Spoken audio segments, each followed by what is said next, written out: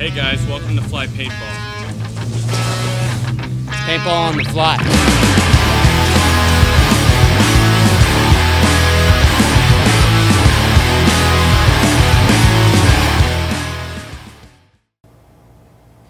Hey guys, this is Tristan. Welcome to Fly Paintball. I wanted to do a video real quick on tanks, just some different things about tanks, just general information. Some things I'm going to cover are sizes, materials, features, add-ons, and how the different types of tanks feel on your gun, like when you're holding them. First thing I'm going to start off is sizes. This DXS tank right here is a 48-4500. The Ninja I have here is a 50-4500. They are both stubby tanks. Basically, stubby tank is taking a tank and compressing it, making it shorter for a more close-in feel. See if you want something a little bit closer in as opposed to a longer feel. It depends on your arm length. I have longer arms, so I like the longer tank. It's more comfortable for me. Michael prefers the stubbies. It keeps it in closer.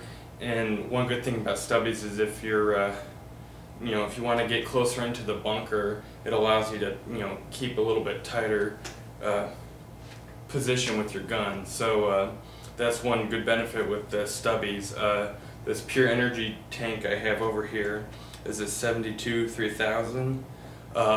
Basically what those numbers mean is the first number is how many cubic inches the tank has, and then the second number is the pounds per square inch the tank can hold in air.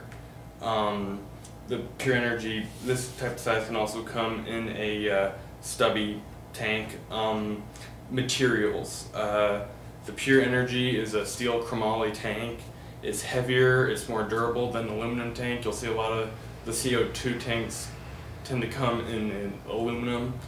With the DXS and the Ninja, they're both carbon fiber. It's lighter, more durable. If you're playing a lot of aggressive paintball or you're just playing a lot, I recommend getting the carbon fiber tanks because they're just lighter and they'll hold up better with the type of play that you're doing. So that's something to think about when you're looking at tanks. Other features, got your regulator on here. This determines the output pressure. The gauge itself measures the amount of air left in the tank, so you can keep track of how much air you have left when you're playing. Over here you have the fill nipple, where you actually fill the tank with air. And then you got this threaded part right here, and it has a pressure pin in it, and when that is compressed, that's what actually allows the air to flow into the gun itself.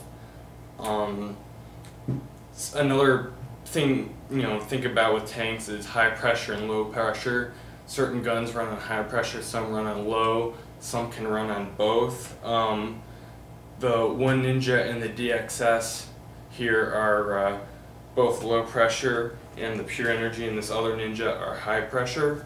The great thing about the Ninja tanks is you can adjust them and change them from low pressure to high pressure, or vice versa, which is really good if you use a lot of different guns and they work on high or low pressure. You can easily switch out the tank to whichever one you want to do, so the tank can really adjust to your gun, and it's I think a really good feature for tanks to have. Some of the add-ons you can have for the tank, you have plastic, or you've got these nice metal thread savers for your regulator. It's a great idea because those things can get dinged up, you can scratched up in your gear bag. You can be kind of rough with them. So it's good to have these things that protect them, so you're not messing up the threading on your ASA where it goes into the gun. Really keep everything in good shape so you're not jacking anything up. Fill nipple covers. As far as I'm concerned, they are a must. Why they are a must is because when you're playing hard and playing a lot, you can get dust and dirt and stuff in when you're diving, and by having this fill nipple cover here, it covers the fill nipple up and it keeps all the dust and dirt out of there. So you can get them in this metal one. Here, there's a lot of metal ones out there that are really nice. Or there's also, like on this one, it came with just kind of a cheap rubber one, and they also have plastic ones out there that are pretty good. But those help keep the dust and dirt out of there, so that when you go and get your tank filled up and they put the air in there, it's not blowing lots of dirt and dust in the tank, because what will eventually happen is that'll flow into your gun and can cause any number of problems. And you really want to avoid that, especially if you're using a lot of high-end markers or any kind of equipment where you're really investing some money into it. It's a good idea to have it. As far as I'm concerned, it's an absolute must, and I fully recommend you getting them. They're real cheap. If you want to spend a little bit more money on them, you can get the nice metal ones. I like them a lot. I definitely think you should get them. Tank covers. They come in all different sizes. Pretty much all of them come with different types of grips on the back. So when you're playing, you've got them up in here. It's not sliding around on you. Like if you just have the bare tank, you put it up there, it slips real easily.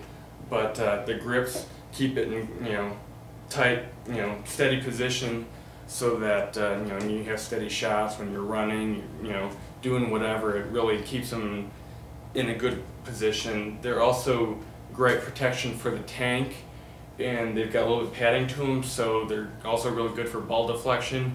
Usually if you get hit right on the tank, it's going to bust. But with these tank covers, there's a better chance that the ball will deflect off and you'll stay in the game longer. So that's a really good benefit to having a tank cover. And then some come with other features. Like with this one, this Proto tank cover, it's got a squeegee holder in here, which I think is great. So you're out there playing whatever, say you get a ball break. Well, you can take this off, pop the squeegee out real quick, clean out the barrel, put it back on, and then you're ready to play again. So it really makes it a lot easier to do maintenance on your gun when you're out in the field playing. So that's one thing I really liked about that particular tank cover. But that's just some basic things to think about when you're looking at tanks, and some things you can get for them.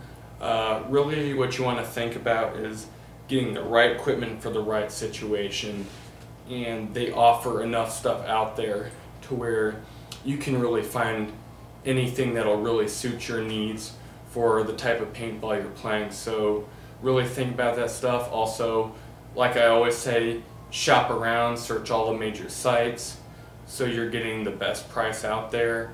And paintball's an expensive sport, so do everything you can to save money where you can and not needlessly spend extra dollars you don't need to. So that's just my bit on tanks. Thanks for watching, stay fly, and we'll see you next time.